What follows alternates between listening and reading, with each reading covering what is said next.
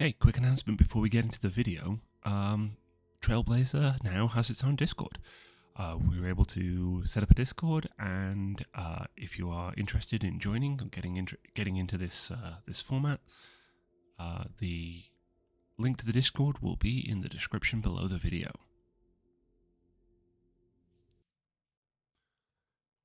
Hello, and welcome back to Trailblazer MTG. I am Paul, or Prop, and in this video we will be playing the first round of the April Asynchronous Pioneerlander Trailblazer League on the Wheeler Discord. My first match for this Asynchronous League is going to be against an Esper control list from Seven Hearth, and I'm just quickly going to run through my opponent's deck, talk about what I'm expecting in the matchup, and then we'll get into the game. So I've played against this deck a few times in just random pickup games, or at least variations of it.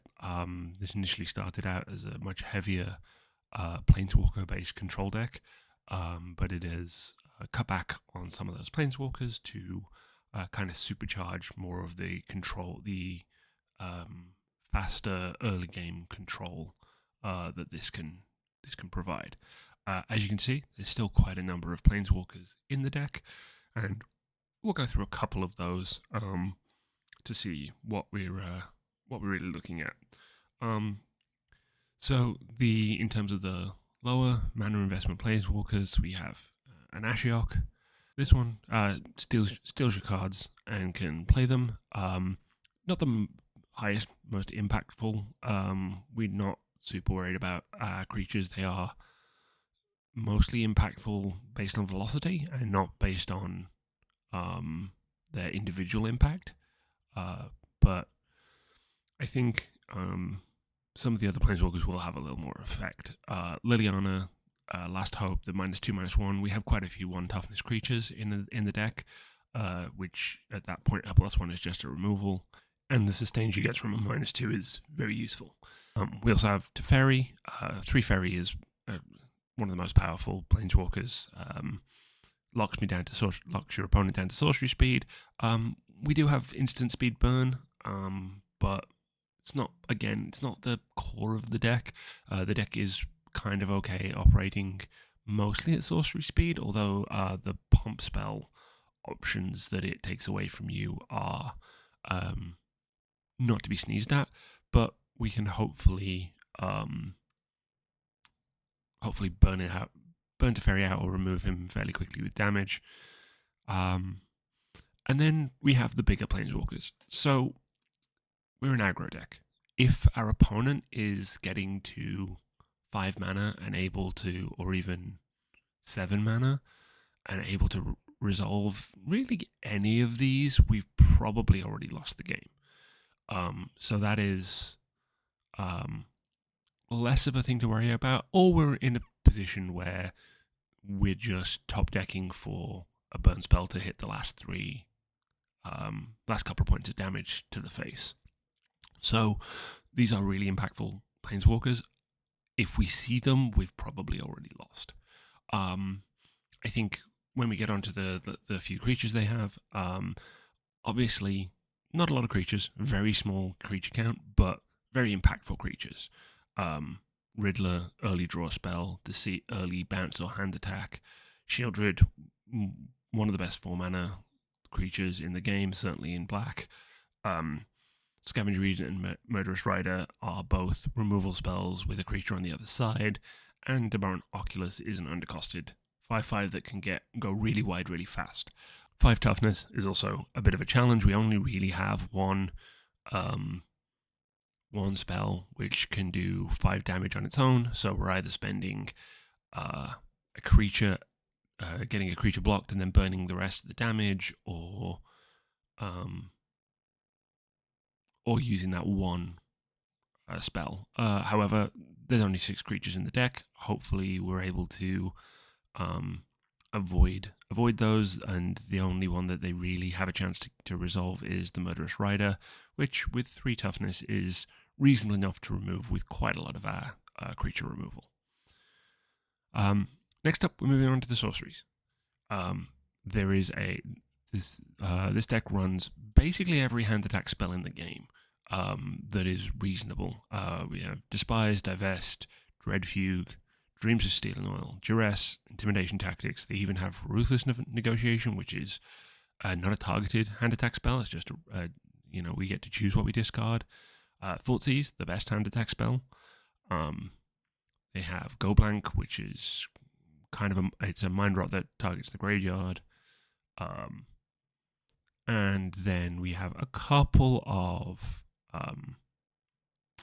draw spells, but then a lot of removal and wrath effects. They have plenty of wraths and ways to clear the board. So if we are in a strong position and our opponent is getting close to 4 mana, we will need to try and not overcommit to the board unless we think we can kill, because these wrath spells can come down and really reset us. So I think the plan is to resolve an early threat, try and protect it, or try and use pump spells to push damage early, but make sure we're keeping stuff in reserve for after we force our opponent into wrathing against like 1 or 2 creatures.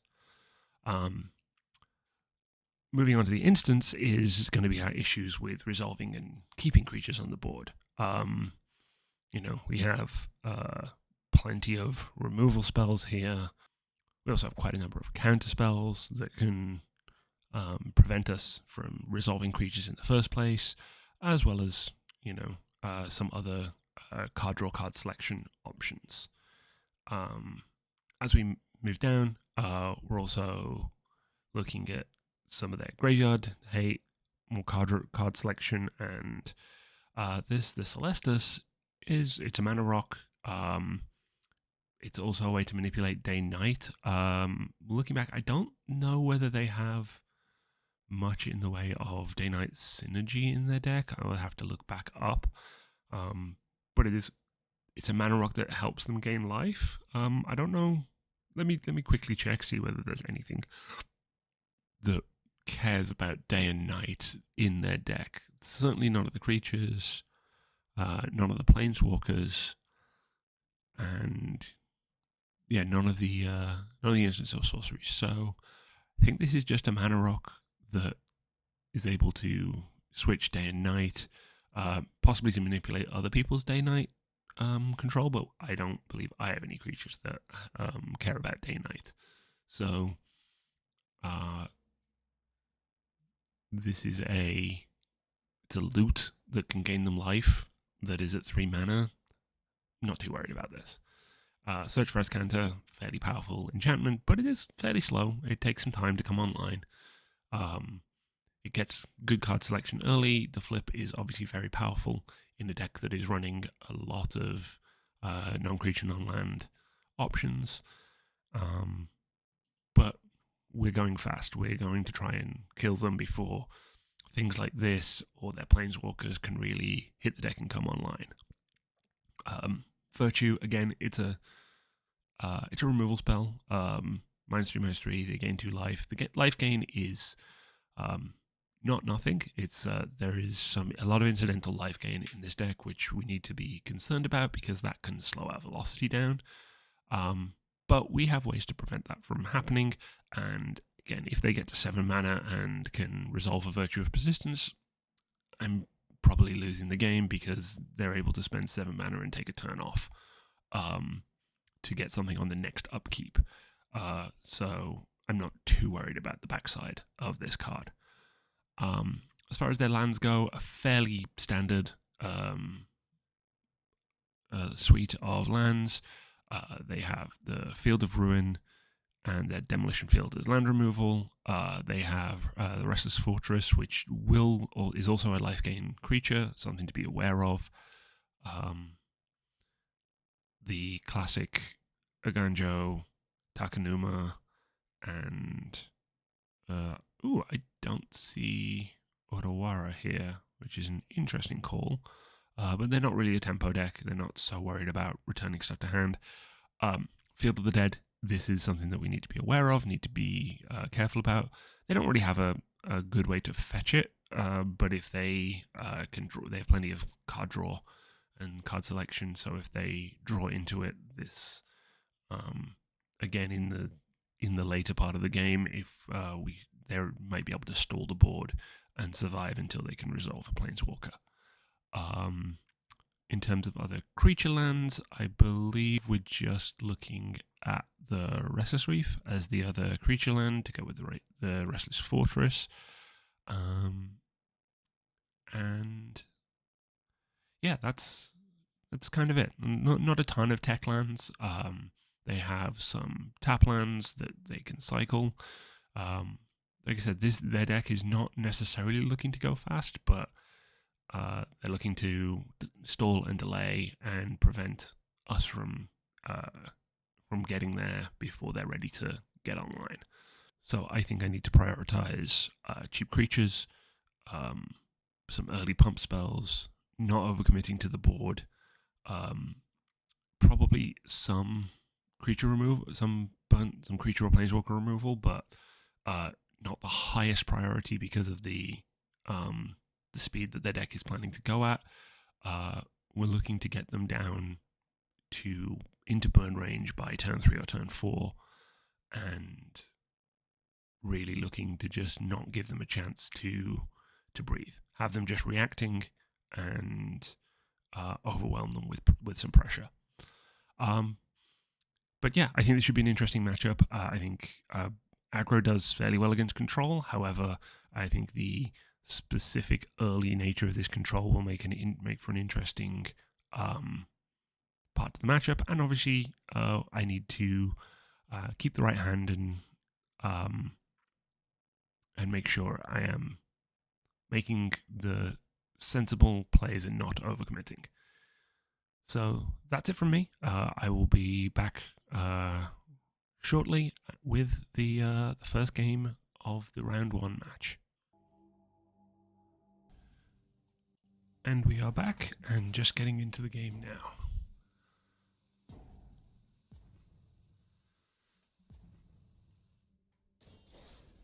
So obviously you always want to win the die roll, but it's extra important with a Lord of the Ground aggro deck. This deck can win on the draw, but winning on the play is much easier. Okay, we lost the die roll, so we're going to have to win on the draw at least twice to win this match. This is a very easy mulligan. We don't have any threats in hand, and yeah, these early damage spells not that useful. This is unfortunately also a mulligan because we have a single land and mono 2-drops. Okay, this is much more of a keep. I'm going to keep this. I think we'll put one land back, and I'm going to put this Wild Slash back. It is an instant, but this is potentially 3 direct damage. This is more likely to be 2. We're not going to get ferocious that early in the game.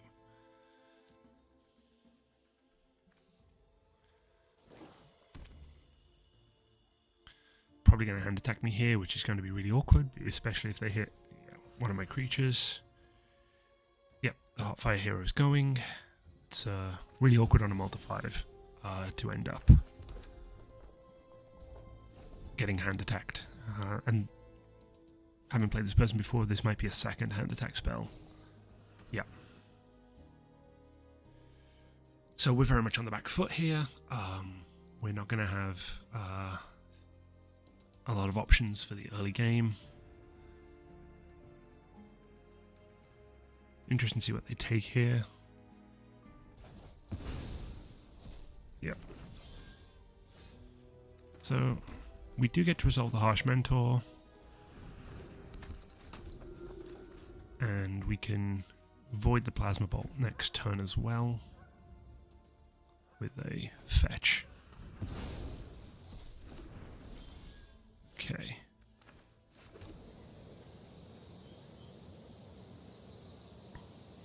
We can still do this with the escape tunnel, so I'm just going to keep this and fetch for a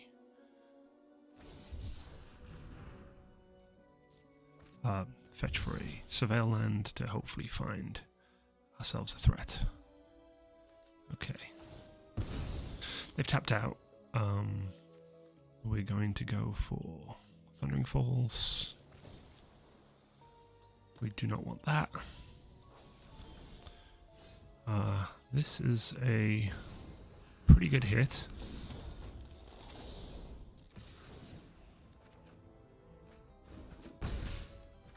And then we are gonna Thought Seize them and see what we can get out of their hand.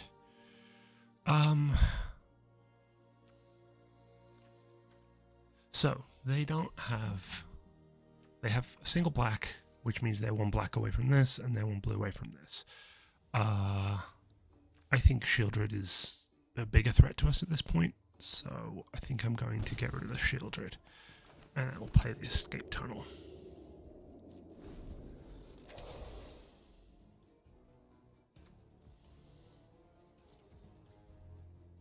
Okay.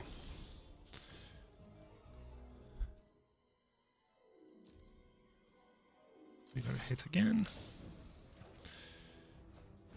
We hit an ultimate. That's not something we want to hit, and it's also...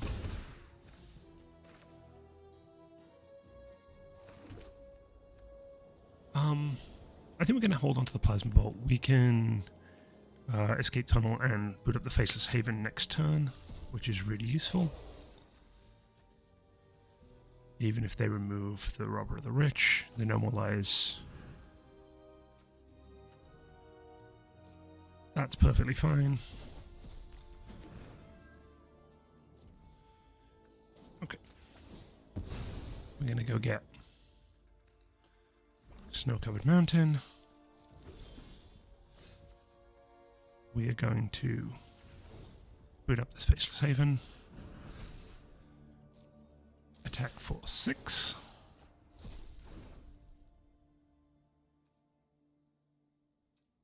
Ah, we hit a land. Haha.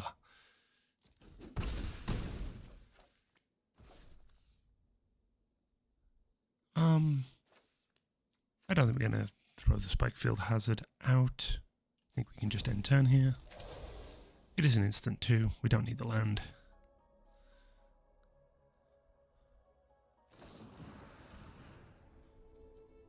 Okay.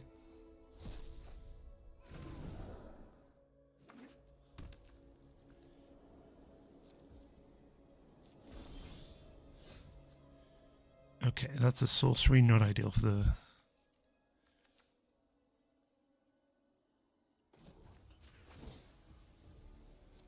Not ideal for the Restless Fortress, but we can...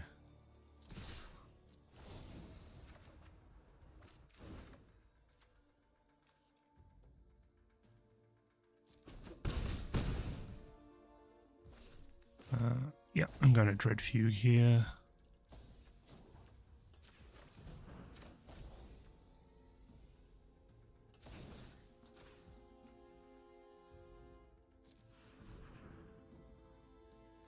We get rid of the Normalize. They have the 2 Teferis.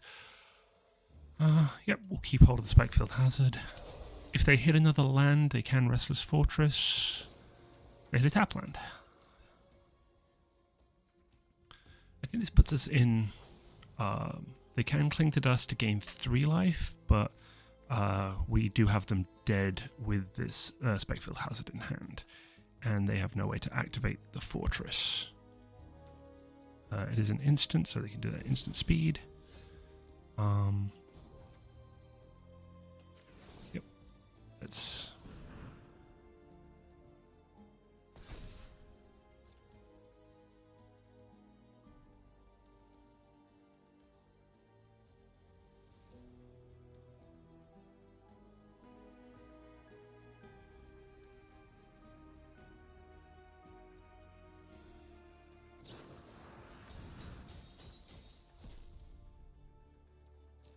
So they're going to gain 3 life. They're going to go to 1 here.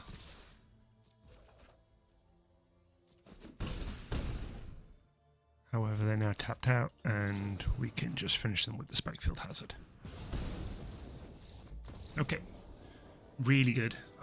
Even on a multi-5, with the double hand attack, we were able to draw fairly well and they didn't hit any blue until very late in the game. They stumbled on mana. They wanted to attack my hand and kept a risky keep because of it, and luckily we managed to fight through it. So we have one on the draw. We now have to play again on the draw. Let's hopefully not have to multi-5 this turn.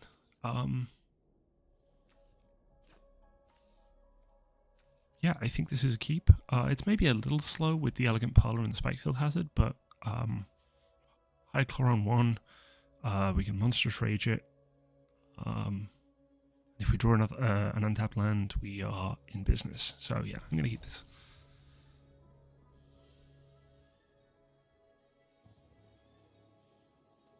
Looks like opponent mulliganed.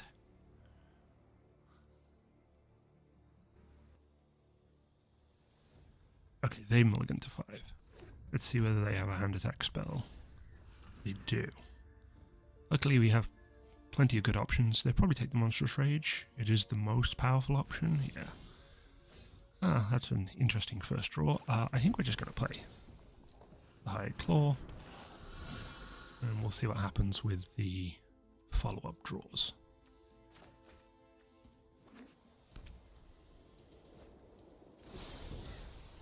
Okay, there's a chance that is a Doomscar. I believe that's the only foretell in the deck. Ooh, Inti. Yeah, I'll keep an Inti on top. I think that's pretty good. This is an instant, and so is this, so I will hold.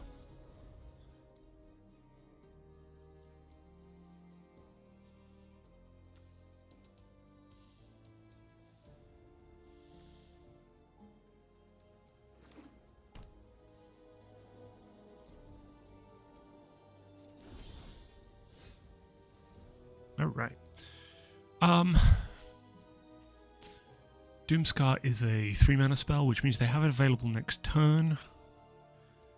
I think we go slow. We play the Escape Tunnel. We attack. We pump.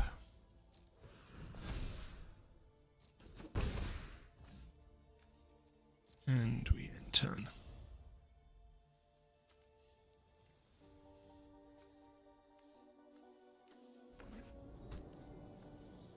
Okay.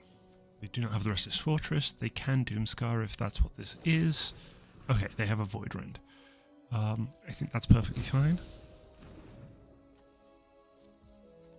We're going to go get another Snow Basic. Okay, they are tapped out. I think the best option here is the Fear of Missing Out. Let's see, what do we have in our graveyard? We have Creature, Instant, Land. I don't have any way to turn on Delirium. I don't believe Snow has that effect, so I'm going to...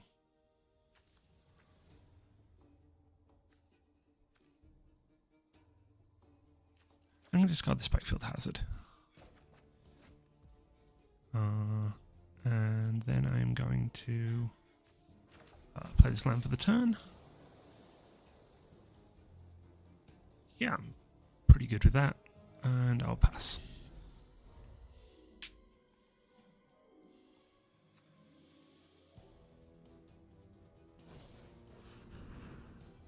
Yep, that's what we were expecting. But now we have 4 mana. We can Earthshaker and Inti. I am going to... I'm actually going to discard this Titan Strength.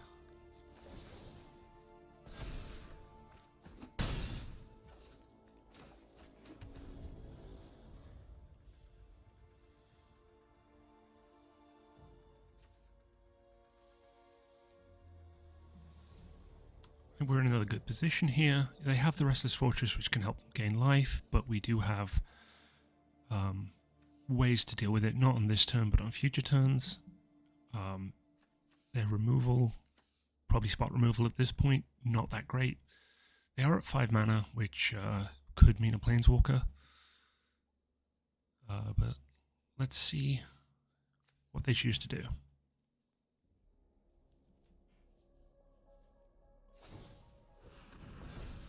Yeah, that makes sense. I'm going to block and preserve a life here.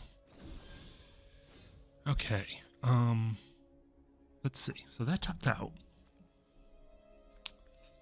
3, 4, 5, 6 from the Inti. 7, 8, 9, 10. 11, 12, 13. Yes, I believe that they are dead. I do have to maybe if it, let's see, do I discard? Because if I Opera Love Song, that's 3, 4, 5. 1, 2, 3, 4, 5, 6, 7, 8, 9, 10, 11, 12. I don't need to discard. Okay. All attack. Decline. I'm going to Opera Love Song and pump both of these. And then I'm also going to go... Oh. Haha.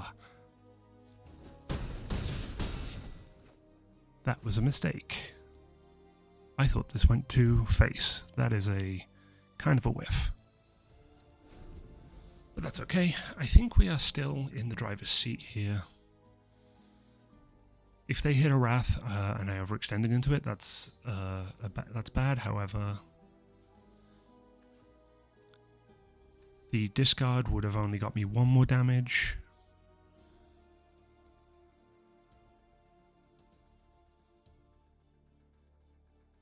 We'll see if what I draw this turn saves me. It would have managed to kill them had I exiled it with the NT. But yeah, small punt from me. I thought this was able to go face. Okay, they did not have an answer. Okay, that was actually very good. I really enjoyed that. I will be back shortly with a little wrap up of the match.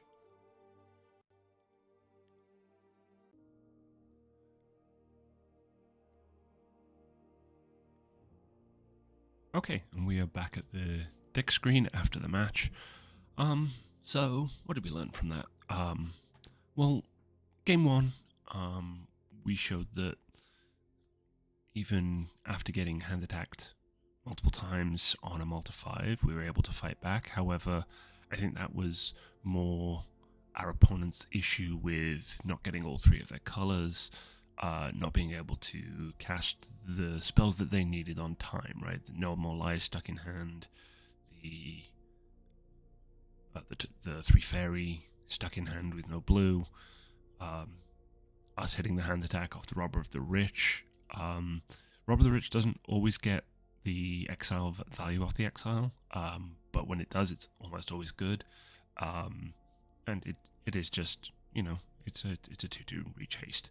The base rate is very good, and the upside is huge, right? We were able to hand attack our opponent twice after being hand attacked ourselves against someone who is struggling on mana, struggling to get their 3 colors together, being able to know what was coming, and to especially with the Shieldred, getting that out of the way was huge. I think if we don't hit that hand attack, opponent did get to 4 mana, and I think they were in with a strong chance of stabilizing. I will say the Faceless Haven in a deck that has a reasonable chance of getting to 3 snow mana is an absolute house, like uncounterable. It's already on the table, and it's 4/3 vigilance that you can also tap for mana after combat, or even after attacks for a pump spell. Like, incredible rate. And sometimes you may think that a tapped land in a deck that's going as fast as this is not the best idea. However, Spikefield Hazard in Game 1 showed that it was absolutely critical. It was able to push that last point of damage after opponent had gained life to close the game out. And I think in Game 2, if I'd read the Frostbite correctly and not looked at it multiple times and missed that it can't hit players, if I discarded that to the initial Inti trigger and kept the Spikefield Hazard, opponent would have been dead on that turn and not had a chance to untap. It didn't end up mattering. Obviously, they did not have the answer. We were too far ahead. They did not hit a Wrath or any way to gain sufficient life to survive. But this is things that we learn, and especially going forward into probably more difficult matchups, being able to know exactly what your cards do and not make the same mistake with Frostbite again could make the difference between a win and a loss. I think we saw the absolute value of cards like Inti, card selection that she provides, the pump, being able to spread damage around if you have multiple creatures. Obviously, her power itself is very strong, but using it on other creatures means that you're diversifying your threats. It makes the challenge of determining what spot removal should be used on is very, very important. And obviously, the amount of damage that the Slick Show Off can represent with just a pump spell or a burn spell in hand, that +2/+0, it doesn't read like a ton more than a regular prowess trigger, but when you're talking about potentially 2 prowess triggers, that's a huge amount of damage that it can represent, and the flying evasion is also really important. So that's it for round 1. We got a 2-0 win. I think our opponent got unlucky in Game 1, certainly. We were able to capitalize. In Game 2, we were able to put enough pressure on early. The deck kind of did exactly what it was aiming to do. And yeah, I think overall very satisfied with the way the deck performed, and I'm looking forward to round 2. So look forward to seeing you there. Until then, if you're enjoying this content, please like the video, subscribe to the channel, turn on post notifications, leave a comment about any questions you have in the comments. I'd love to engage with you all and discuss some of the plays, the cards, potential includes, thoughts on deck building. But until then, see you next time and have a wonderful day.